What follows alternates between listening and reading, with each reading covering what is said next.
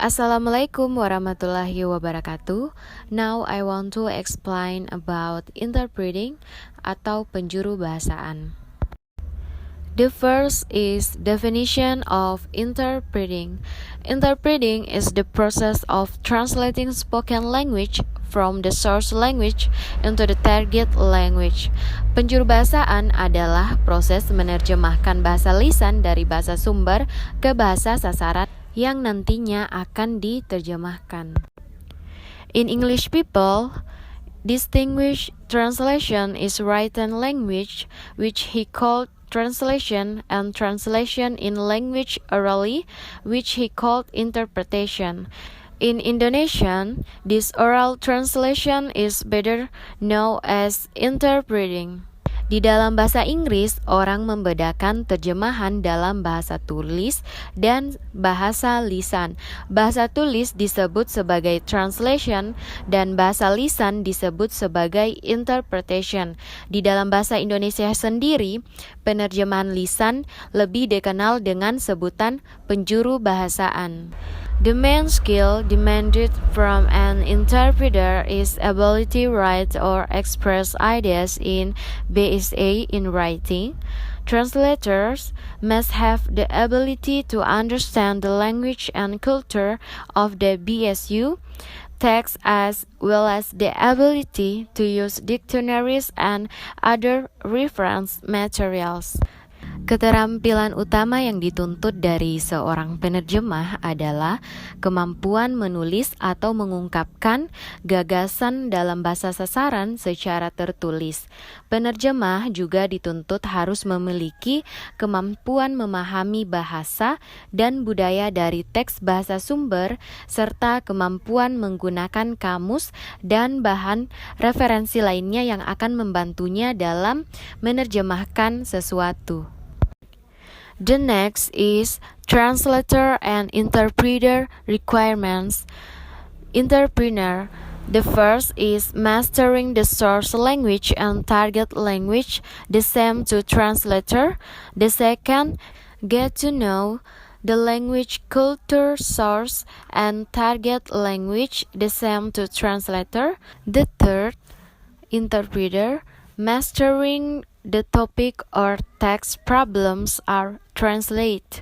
To translator, mastering the topic or problem in whose speech interpreted. The fourth, interpreter, ability to understand language, write or receptive level. To translator, ability to understand spoken language or receptive level. The fifth, to interpreter, the ability to express ideas in writing or read productive. To translator, ability to express ideas in a way verbal or productive level. The sixth, to interpreter is nothing. To translator, the ability to listen, record, and disclose contents information at the time together. The seventh, to interpreter, ability to use a dictionary and other referral sources. To translator is nothing. The last, to interpreter is nothing. Translator, ability to take decision quickly or directly. Syarat-syarat penerjemah dan juru bahasa.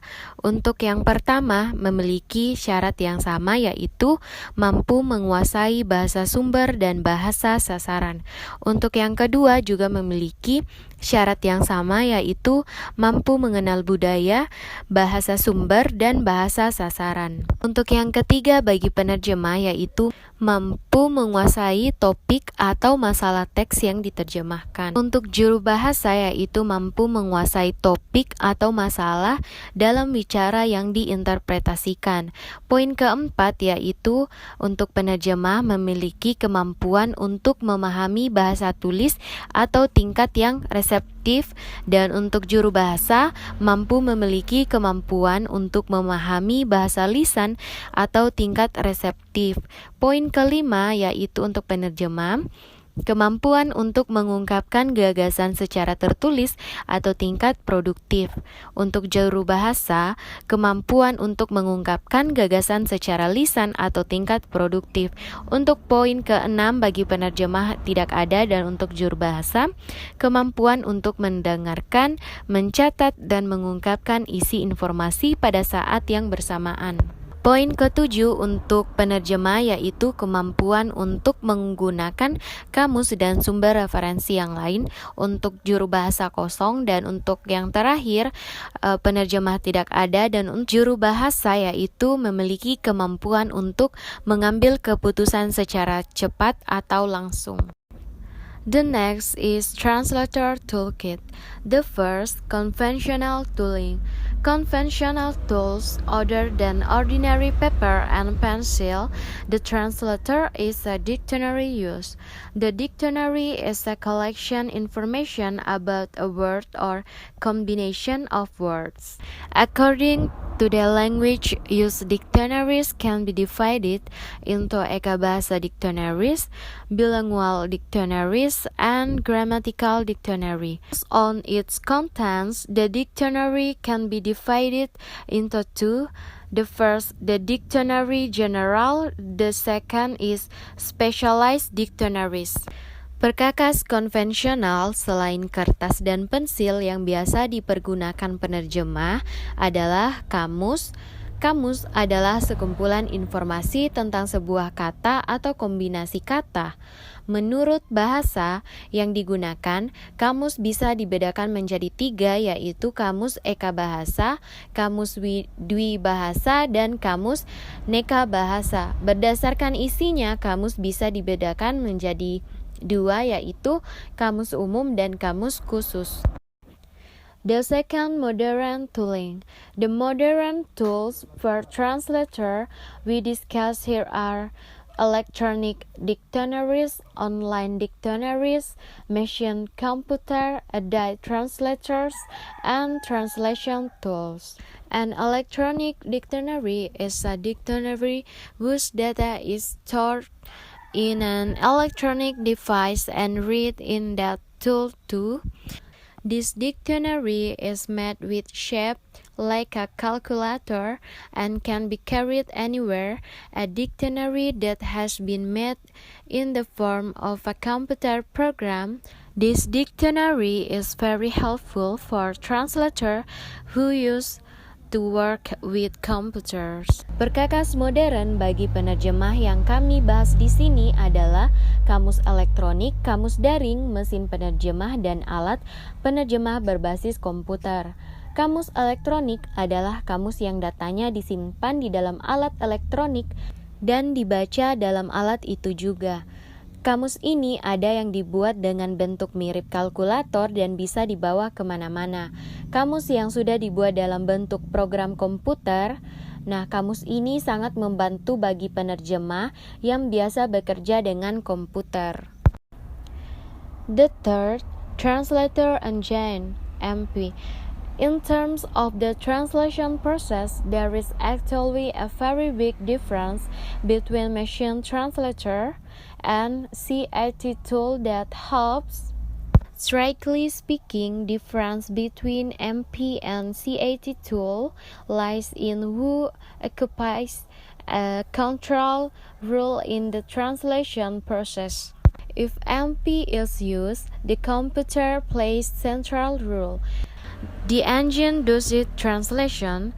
Humans can help machine in a way improve the work of the agent.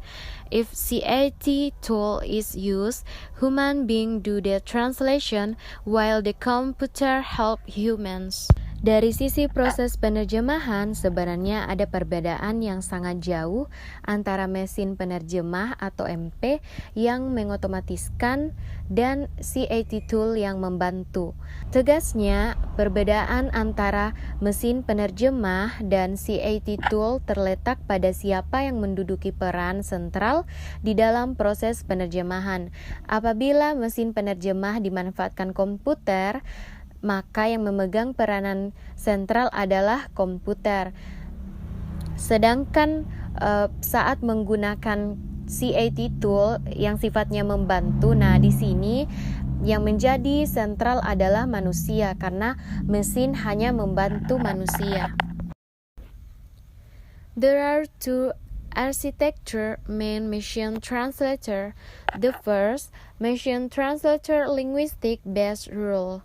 This type of translation machine is software that consists of algorithm or rules that can analyze the translation unit of the source language that is being processed, then match it to a database in the sentence structure, file, and vocabulary, and finally rearrange piece of data linguistic obtained based on the initial analysis earlier in the language target. Mesin penerjemah jenis ini adalah perangkat lunak yang terdiri atas algoritma atau aturan-aturan yang dapat menganalisis unit penerjemahan bahasa sumber yang diproses, kemudian mencocokkannya dengan database di bidang struktur kalimat dan kosakata, dan akhirnya menyusun ulang potongan-potongan data linguistik yang didapat berdasarkan analisis awal tadi di dalam bahasa sasaran.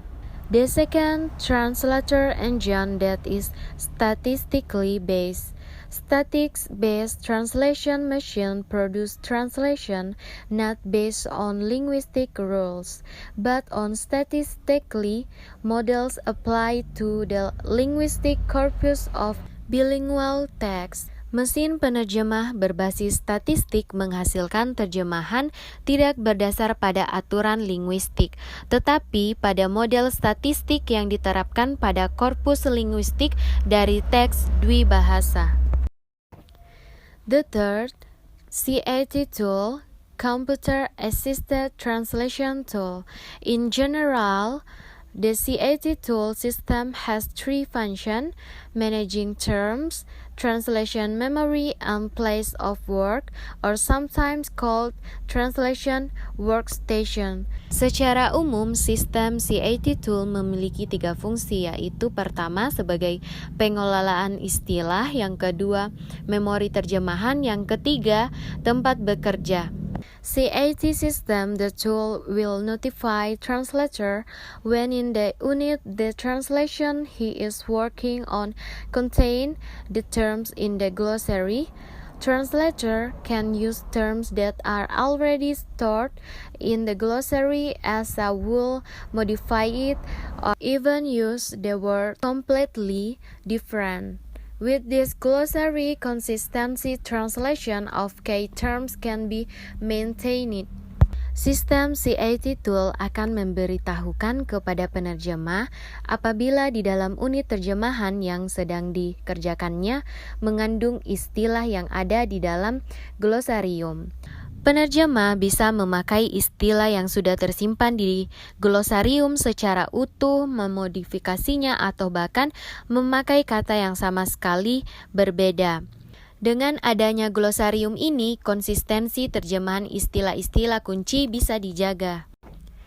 The last, there are two characteristics of the CAT tool: its ability to do pre-translation based on glossaries or data that is in the translation memory. With the initial translation based on glossaries, all the words matched with glossaries can be replaced directly in the app BSA. With the initial translation based on the translation memory can be directly translated. Karakteristik yang pertama yaitu CAT tool memiliki kemampuan untuk melakukan penerjemahan awal berdasarkan glosari maupun data yang ada dalam memori terjemahan.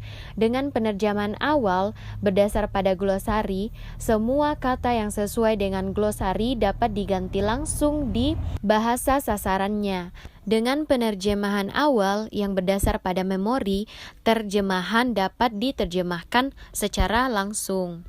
The second, alignment ability, the ability to convert all translation that have not used workstation to be translated memory database. With this ability, the result of old work are not waste, its useless. Karakteristik yang kedua yaitu memiliki kemampuan untuk mengonversi hasil terjemahan lama yang belum menggunakan workstation menjadi database memori terjemahan.